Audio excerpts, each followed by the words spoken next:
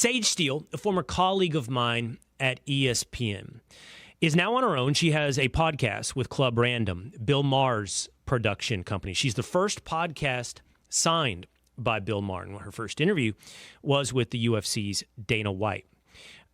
This week, a little bit later this week, I will have some, I think, really personal and fascinating news to share with you about Dana White, WWE, and Dwayne "The Rock" Johnson. That's coming up a little bit later this week on The Will Cain Show.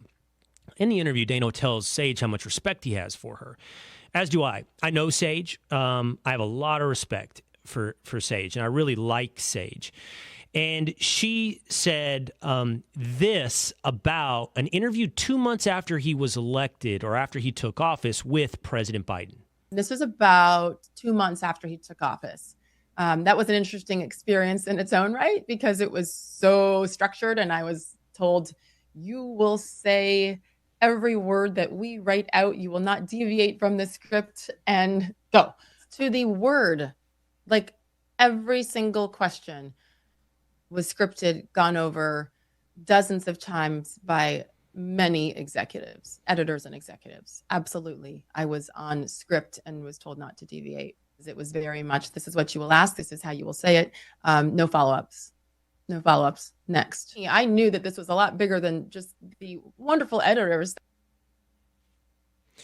Meaning, she goes on to say it wasn't just the editors or producers involved in her show, but that it went up to the C-level suites, the executives at ESPN. I have 3 points I want to make when it comes to what Sage has to say about this interview with Biden. Number one, let's talk about process.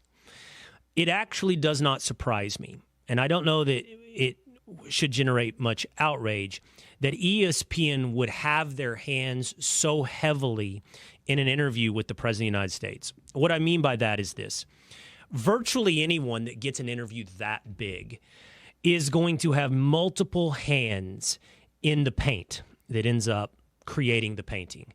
I think it would happen to me, and I think it would happen today. That doesn't mean that I'm on script, but what it means is everyone has input, everyone wants to formulate the questions, and it would go up to the highest levels. I think there are very few people who do what we do that would be given carte blanche and trust.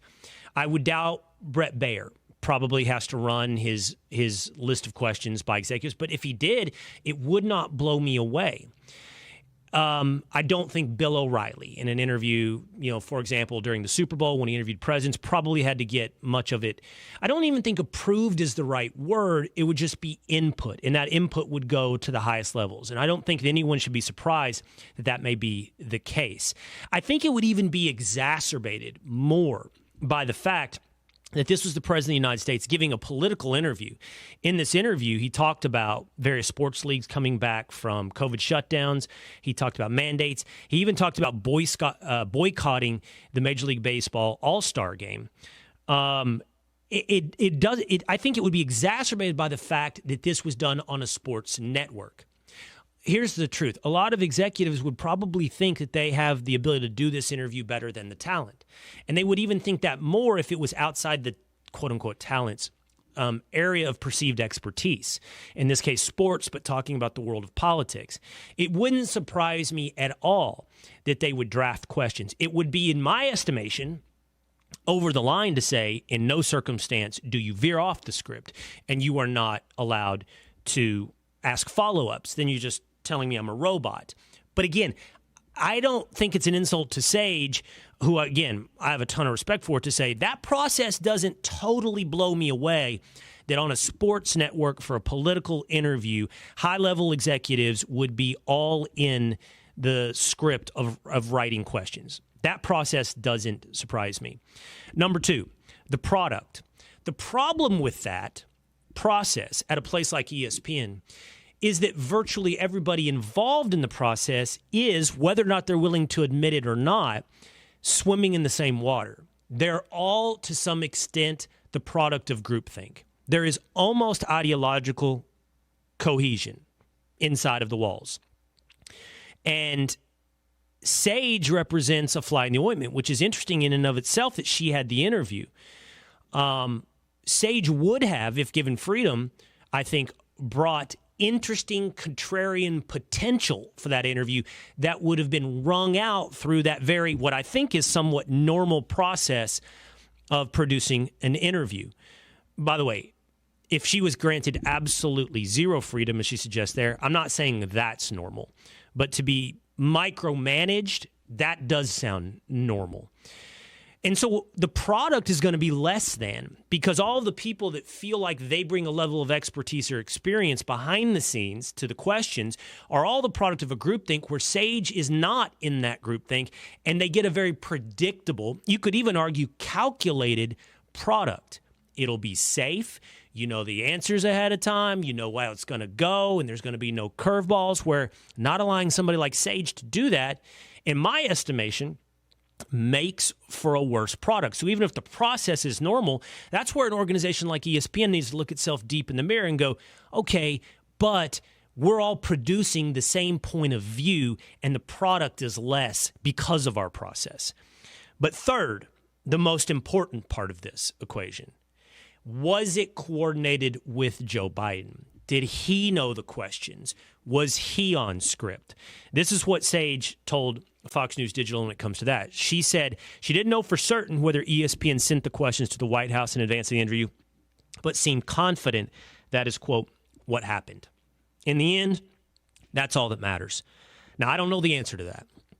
And Sage says she doesn't know for sure. But I would suggest that Joe Biden is very, very rarely off script. And this is the real controversy. If Joe Biden knew the pre-planned questions and guaranteed no follow-up, that is a worthy controversy. Almost in all occasions, Joe Biden is on script. And when he is on script, he is capable of pulling off something 10 times better than when he has to think. State of the Union, script. Speech, script. Most Q&A, script. When is he not scripted? I'll give you one example. When he did an impromptu press conference on a few hours' notice after legal depositions were revealed, where a special prosecutor revealed all the mental mistakes Joe Biden made about when he was and was not in office and when his son died. He then lied to the American public afterwards, trying to suggest the special prosecutor brought up when Beau Biden died, and that's far beyond the pale. But it was Joe Biden that brought it up, ad lib, off script, that couldn't remember the death so important of his son.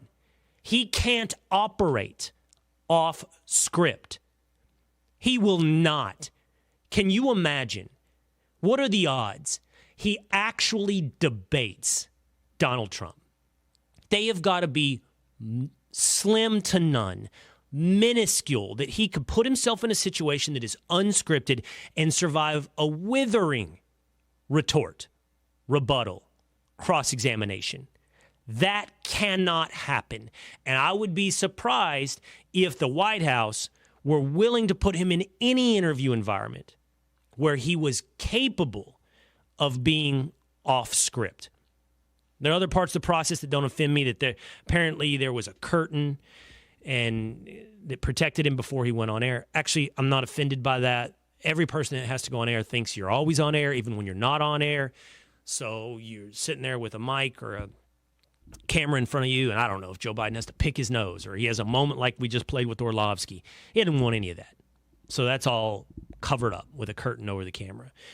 In a lot of ways, I'm just not offended by the process, except that it creates such a crappy product, and it always allows the scripted Joe Biden